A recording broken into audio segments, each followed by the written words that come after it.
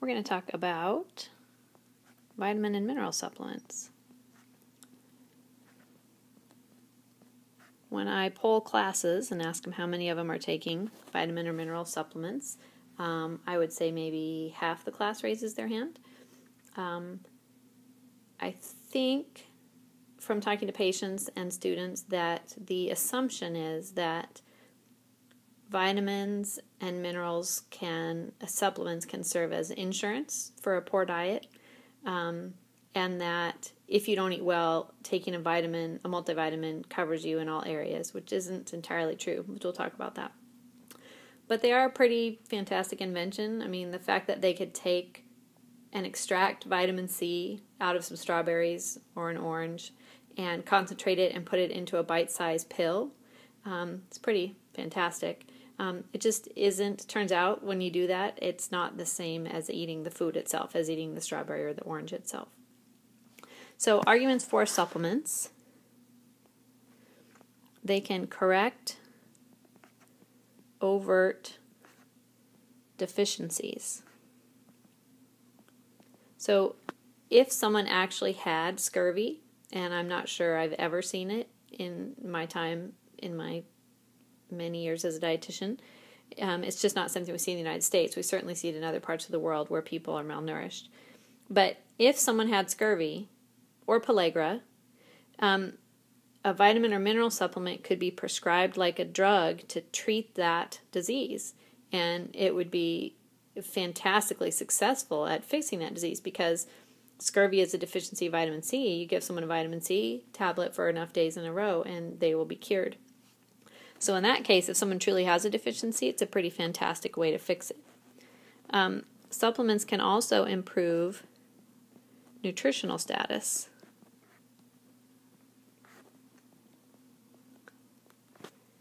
So if someone had a subclinical deficiency that you suspected, an example would be maybe someone who had been crash dieting for 2 or 3 years, doing every crazy diet restricting menu there was out there, the HCG and the cabbage soup diet and the grapefruit diet and the no carb diet and everything. You could suspect that they probably weren't making nutrient dense and energy dense choices that were getting them enough calories every day and enough nutrients. So if you suspected that maybe they had a deficiency, you could certainly try giving them a multivitamin to see if that made a difference. It can also be used to prevent deficiencies. If you, for some reason, someone is eating a diet less than 1,200 calories, because we know that below that it's virtually impossible to meet all your nutrient needs for minerals and vitamins. So in that case, if someone for some reason had to be on a very low-calorie diet for a long time, you might recommend a vitamin or mineral supplement to improve their nutritional status. There's also the argument that supplements can reduce disease risk. And this is controversial. There's been some information that tells us that something like a calcium supplement might reduce the risk of osteoporosis. So more of a reducing chronic disease risk, long-term disease, versus acute or short-term disease risk. Like instead of fixing your immediate deficiency today of vitamin C, it helps counteract a lifetime deficiency of calcium, which then could lead to a more problematic disease like osteoporosis. However, there's been some research in the last few years that suggests that calcium supplements might contribute to the plaques that develop with heart disease.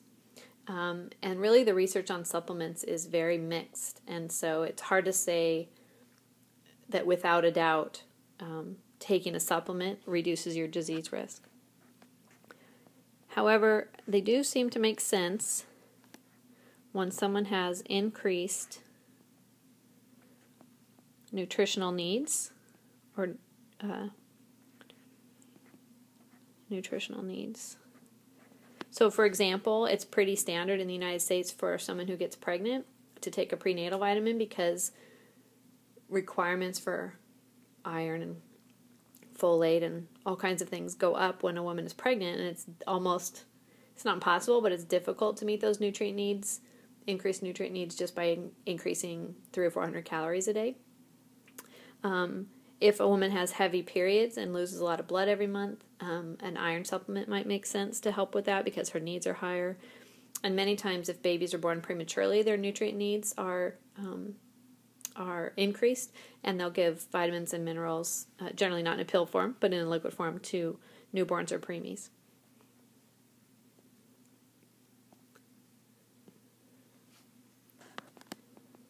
So then let's take the other side of the coin and talk about arguments against supplements.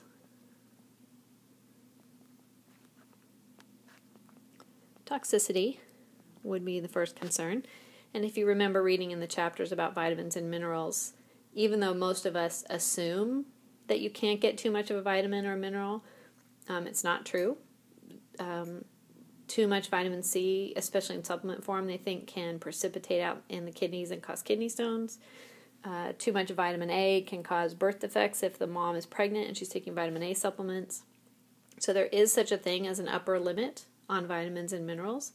And so taking supplements, depending on the dosage, it can be extremely easy to meet or exceed that upper level, which would be much harder to do if you were just getting it from food. If you're getting that vitamin from food, most of us wouldn't eat whatever the number of oranges it would take. Most of us wouldn't eat 50 oranges to overdose on vitamin C, but it'd be real easy to take 2 or 3 packets of Emergen-C on a day, and then you'd be kind of blowing your vitamin C intake out of the water with just a couple food choices during the day, or supplement choices. Life-threatening information. There's stuff on the internet that says that very serious diseases and very serious medical problems can be solved or cured with a vitamin or mineral supplement or a special formulation of vitamins that they've come up with that cures some kind of disease. And if someone were to choose that as a treatment instead of seeking traditional medical treatment, that could be concerning, especially because most of those claims are unfounded. Unknown needs. And the question is, what is an ideal amount of, say, magnesium or potassium? The DRIs and the RDAs and the AIs and all those recommended amounts, adequate intakes, dietary reference intakes, those are all really good educated guesses based on the available information. But that doesn't mean that they're perfect, and that doesn't mean that those recommendations are accurate for every single human being. Back in the day, when situations presented themselves naturally, when people were malnourished, we would study that and learn what we could. But these days, it's unethical to deprive a human being of a nutrient just to see what bad things happen to them. So it's hard to gather additional data on vitamin and mineral recommended amounts for humans because it's hard to study that and do those studies safely without hurting anyone. So the numbers that we have are good guesstimates, but they're not perfect. And so if we think maybe someone needs 100 milligrams of a vitamin and a supplement offers 3,000% of the DRI, it's kind of uncharted territory. We don't know what's ideal, and then when you multiply that by 4 and 5 and 6 times or 100 times that, then it gets real worrisome because we aren't sure what the recommended amount is ideally and perfectly and accurately. And so then to play hard and fast with that number and think that you can take as much as you want and it won't cause any problems is kind of risky. Probably the most common thing I see with patients is that it gives people a false sense of security. So they'll say, well, I only have time to eat fast food, or I don't have time for breakfast, or I don't have time to cook dinner, and so I eat food that I know is less than desirable, but then I just make up for it by taking my multivitamin in the morning. And I got to tell you, a multivitamin does not make up for a crappy diet. It covers some of the bases for you,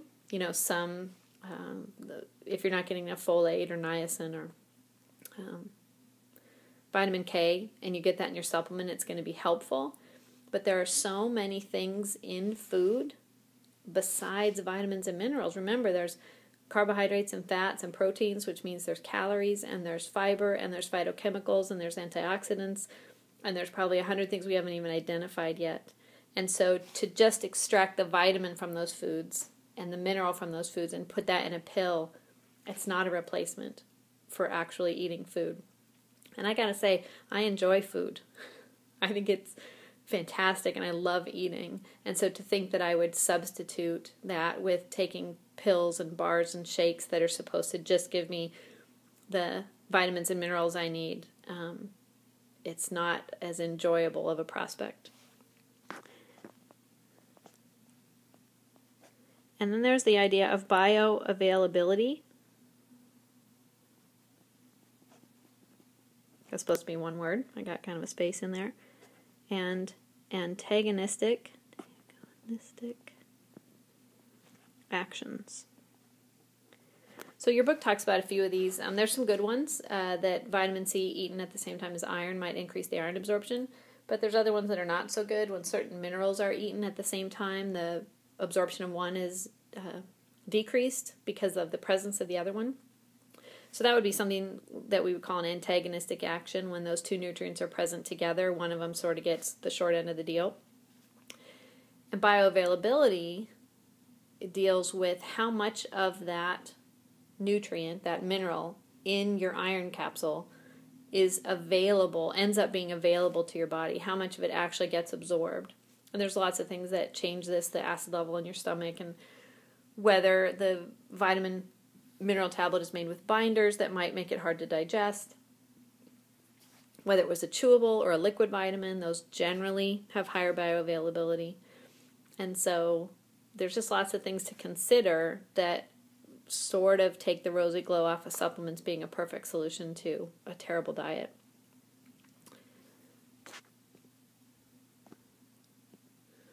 And then the last thing to talk about is that supplements can actually be dangerous. There's a couple situations, well actually there's several, I'm just going to tell you about a couple, just again to dispel the myth that supplements are harmless and you can take as many as you want and there will never be any negative effects. There's recommendations out now that men and women who are postmenopausal should not take iron. And there's some research behind that. They think possibly, you know how iron, if it's exposed to the elements and moisture, will rust. They think there's a very similar chemical reaction that goes on in us if there's too much iron present. So women who are menstruating during their childbearing years are losing blood every month, which means they're losing iron. So they are often low in iron. But men are not losing blood every month, generally. And postmenopausal women who are no longer menstruating are not losing as much. And so there's some thought that perhaps they don't need an iron supplement, and in fact an iron supplement could be dangerous.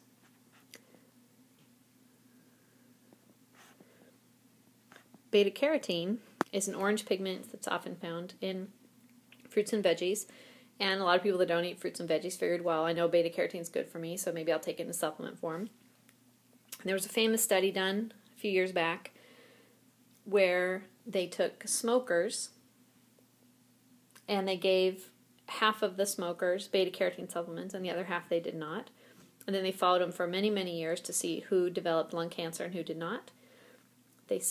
About halfway through the study, they stopped to check the data just to see what it was looking like, and they found out that the smokers who were taking beta-carotene supplements were getting more cancer than the group not taking the supplements.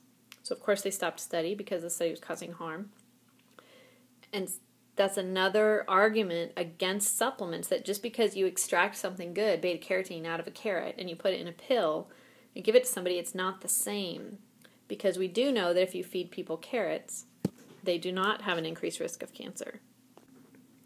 And then the last example that I'll talk about is vitamin E. Vitamin D does change how your blood clots and functions. And so there's recommendations you might find if you have a family member going to the hospital for surgery and they talk to you before surgery about what things you should do and not do. Many times they will tell you not to take vitamin E. because it seems to change how you heal, and they'll let you start taking it again after surgery.